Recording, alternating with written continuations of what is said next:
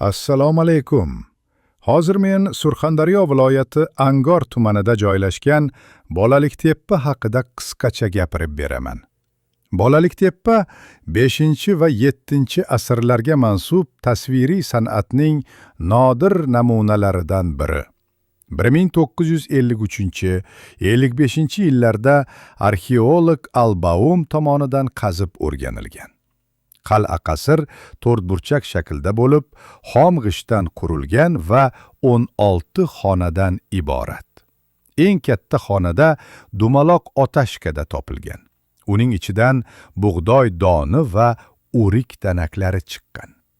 Xonalardan sopol va shisha idishlar, musiqa asboblari bo'laklari, taqinchoqlar, ipak kiyim parchalari topilgan. Devorlarda to'y marosimi va bazm manzaralari tasvirlangan.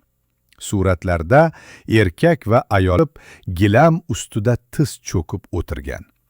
Erkaklar uzun kamzul, belida xanjar, ayollar esa hashamatli libosda, qo'lida qadah va ko'zgu tutgan. Ushbu devoriy suratlarda 47 nafar shaxs aks etgan bo'lib, ular o'sha davrning saroy hayoti, kiyinish madaniyati va san'at darajasidan dalolat beradi. Bolaliktepa katta yu kichik tepaliklardan iborat bo'lgani uchun shunday nom bilan atalgan.